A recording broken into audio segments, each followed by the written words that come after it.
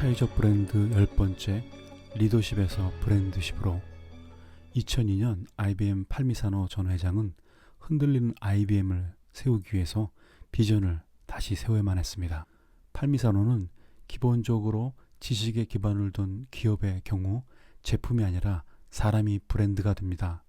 다른 제품이 IBM의 브랜드 약속과 맞아야 하듯이 그 어느 때보다 지금 직원들도 그래야 합니다 라고 말했죠. 2003년 7월 팔미산호 전 회장은 IBM 인트라넷 밸류즈잼을 활용하여 토론을 시작했습니다. 전 세계의 직원들은 IBM 브랜드에 내재된 가치와 정렬하는 것을 목적으로 72시간 동안 토론을 했습니다. 15만 명의 직원들이 접속하여 100만 개가 넘는 메시지를 남겼고 팔미산호는 0.9m의 높이의 문서를 가지고 집으로 돌아갔습니다. 그렇게 해서 만들어진 세 가지의 가치 실현은 다음과 같습니다. 모든 고객의 성공 기여, 회사와 세계를 위한 중요한 혁신, 모든 관계의 신뢰와 개인적 책임. 팔미산호 전 회장은 이 가치들을 기업으로서 IBM이 지닌 사명이라고 불렀습니다. 그리고 2022년 지금까지 유지하고 있습니다. 궁금하신 분은 IBM 사이트에서 글로벌 이노베이션 잼을 검색하시면 자세히 나와 있습니다. 이렇게 전 직원이 리더십이 아닌 브랜드에 초점을 맞춰서 브랜드 가치를 내재하는 것을 브랜드십이라고 합니다. 우리가 이 교육 과정을 통해서 배우고 적용할 것이 바로 IBM에서 진행했던 브랜드십입니다. 사회적 기업뿐만 아니라 일반 기업에서도 IBM과 비슷한 높은 기준과 사회적 책임을 가지고 있습니다. 탁월한 경영 지식은 마치 인문학과 같다라고 말한 피터 드러커는 기업에 대한 정의를 이렇게 하고 있습니다. 기업은 이익만 추구하는 조직이 아니며 기업의 행위는 개인의 행위와 마찬가지로 윤리적 표준에 맞추어서 평가된다. 따라서 기업은 자기의 행동에 대하여 법적, 도덕적으로 책임을 져야 하며 사회 속에서 건전한 기업 시민이어야 한다. 일반 기업들은 이제 지속 가능한 경영을 위해서 필요한 것은 가치라는 것을 깨닫기 시작했죠. 구독자가 샤넬을 비롯한 에르메스나 포르쉐 홈페이지를 치면 지속 가능성과 사회적 책임 항목이 나옵니다. 비록 대부분의 기업이 이제 시작이지만 확실히 알아가고 있습니다.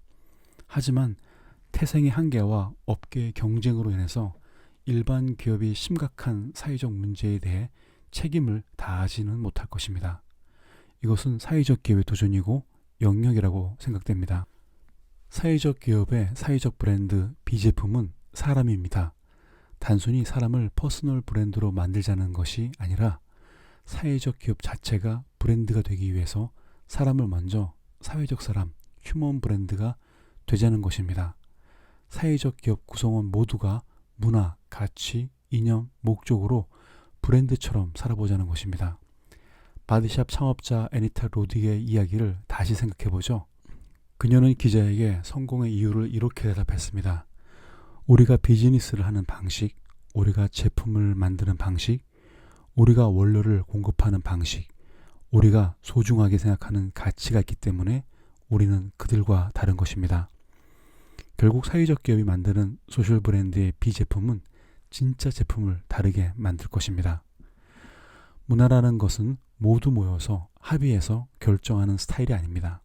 문화는 의사결정에 의한 동일한 경험을 공유하고 가치를 부여하는 것입니다.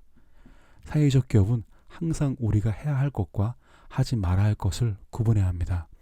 이 과정에서 토론이 생기고 가치관과 세계관의 충돌이 있을 것입니다. 그때마다 브랜드의 방향이 세워지는 것입니다.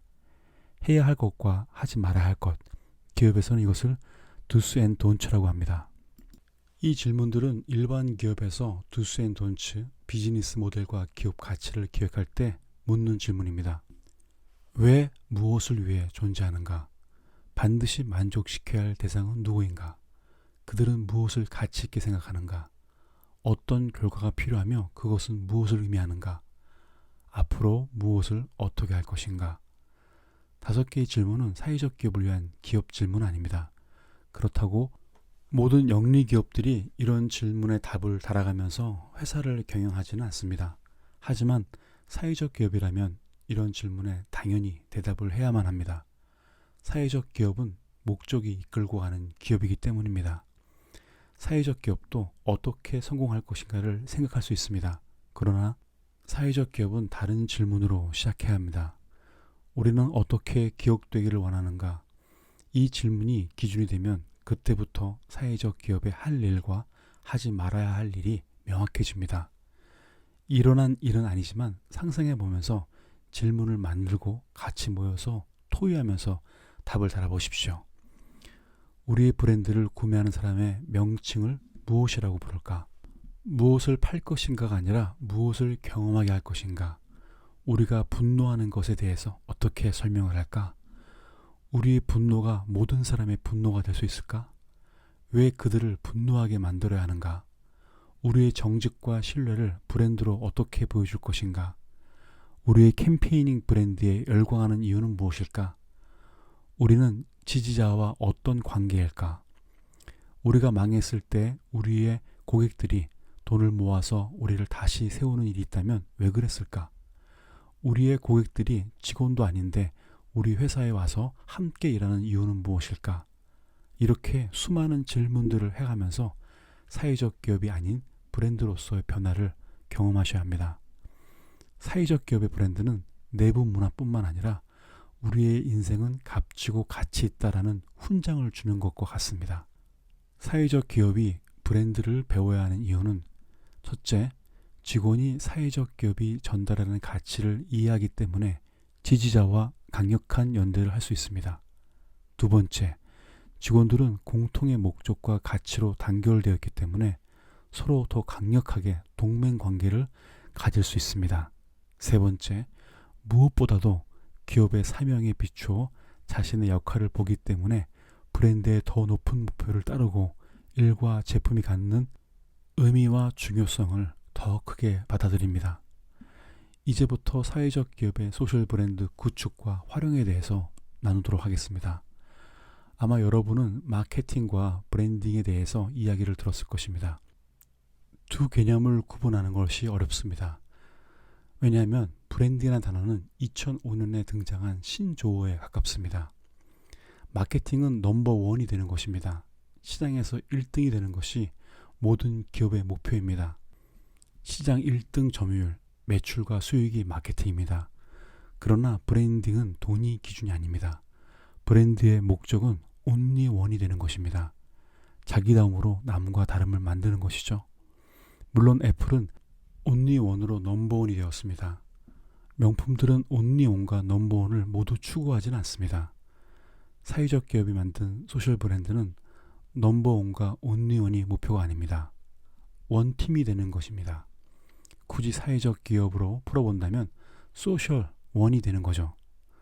사회적 기업의 직원과 고객이 하나가 되어서 사회적 문제를 해결하는 것입니다. 따라서 브랜드의 방향도 일반 기업이 추구하는 차별화가 아닙니다.